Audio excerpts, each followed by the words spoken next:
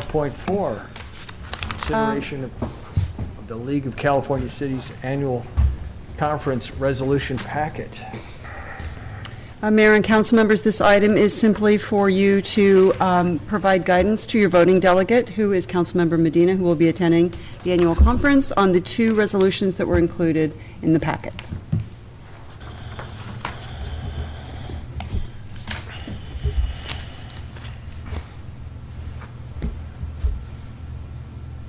Go. Okay, well, I'm waiting for download. Call for public comment and close public comment. Public comment. Spunky there. No public comment. None. I have a little tiny speech I have to give on number one. Oh, I'm just gonna. I bet I know where it's going. Please. Yeah, but I actually I'm going to be doing this in partnership with another council member from Mill Valley, who Jessica Sloan Jackson, who she and I both work as policy directors for organizations that, as part of our work, do criminal justice reform across California. And the proposal for the League of California Cities Resolution 1 is severely flawed. And I'm going to be asking my colleagues to give Councilmember Medina, as our delegate, guidance to vociferously vote no with the pen at the conference. And these are the things I basically want to say. During the past several years, California voters in the state legislature have made fundamental alterations to California's criminal justice system, which the League of California Cities has identified as needed and necessary. However, the League erroneously cites 2015 crime data to suggest a skyrocketing increase in crime as a result of these reforms. In fact, 2016 data shows that California crime rates are at historic lows, and crime rates are slightly lower than before these reforms were even implemented, suggesting that the reforms have not even endangered the health or safety of communities as been proposed by the League. I have some cool little graphs here that my coworkers shared with me so that I can share with you if you'd like. Voters overwhelmingly support reforms designed to help lower the prison population in California and appropriately reallocate public safety investments to local agencies to address the particular safety needs of their communities. Crime survivors in California have also indicated that they do not support longer prison terms, preferring an emphasis on treatment and rehabilitation by a margin of 2-to-1 in a recent survey. In 2011, AB 109 transferred responsibility for individuals convicted of nonviolent, non-serious, and non-sexual crimes who are not already being supervised locally from the state system to their local jurisdictions, including the transfer of over $1 billion annually to assist counties with the implementation. Approved by 60% of all voters in 2014, Proposition 47 reclassified a number of theft and drug possession crimes from felonies to misdemeanors and transferred state savings to local agencies to support mental health and drug treatment, truancy and dropout prevention, and victim assistance. In 2016-17, $103 million was allocated to mental health and drug treatment in local communities.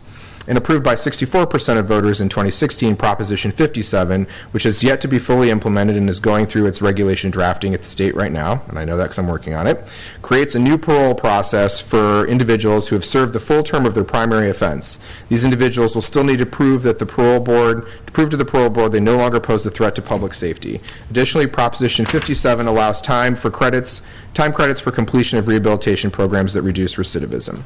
Many jurisdictions responded to AB 109 by increasing local incarceration, resulting in jail overcrowding and the initial increase in early releases. However, Prop 47 alleviated jail overcrowding such that the jail population and early releases are now at levels that are well below the pre-reform levels.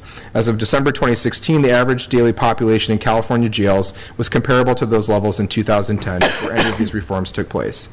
Additionally, the League expresses concerns about diminishing enrollment in drug treatment programs. However, reductions in the use of drug treatment programs are being addressed through local efforts. In particular, many opponents of these reforms argue that because they cannot, quote, hold a felony over the head of someone with a drug treatment need, fewer people will opt in and use these services when provided by the criminal justice system.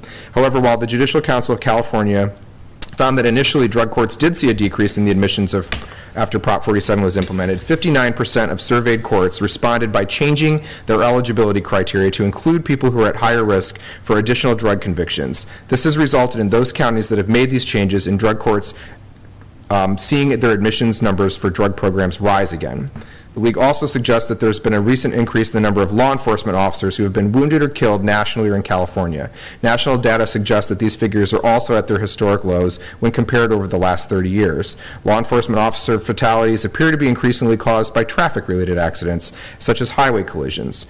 And the data we have here shows that in 1979, 106 officers were killed in California. The highest year was in 2009, but in those years, the highest cause, and last year was 65. It was the third lowest year on record. But the primary cause is related to traffic deaths for officers. Since 2000, there have been 160 law enforcement officers who were killed in the line of duty in California, 50% as a result of accident or negligence. Due to those low numbers, the trend over time is erratic, with a high of 17 in 2003 and a low of 2 in 2012. For comparison, there were over 67,000 funded sworn law enforcement personnel who do not work in jails or prisons during both of those years.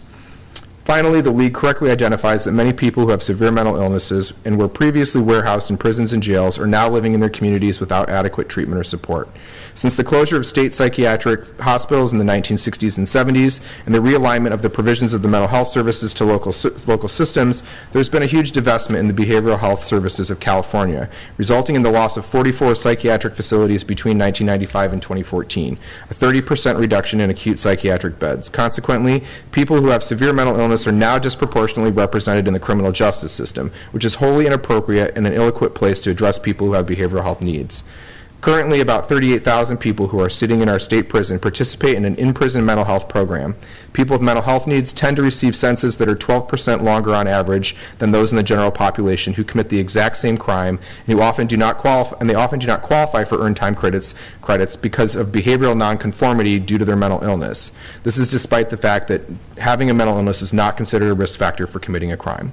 Experts agree that behavioral health professionals and criminal justice practitioners need to work together in order to address behavioral health needs of people in the criminal justice system. Shifting resources to invest in behavioral health is supported by crime survivors. 7 in 10 support directing more resources away from prisons and into mental health and drug treatment programs.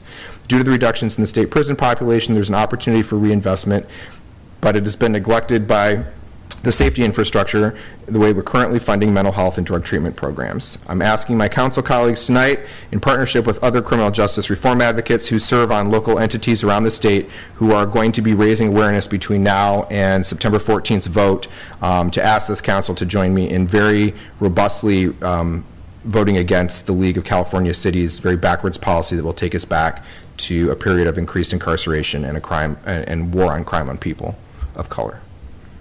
That's all I have to say, but I said it as fast as I could. So you want me to memorize that exact speech? I'm happy to, and I have all the the data points in one. I would love that. I thank you so much for putting together that dissertation on this subject matter. I knew as soon as it reads longer than you think it does when you read it. Does our chief have anything to say about this presentation that you just heard? Like, these are... No. Okay. Great. Thank you. I move that we recommend vote no on Resolution 1. I solidly support that. Support. Support. Support. Just in an email. I will email it all to you. Thanks. Yeah. And I don't even know what Resolution 2 is because I spent so much time on Resolution 1. Well,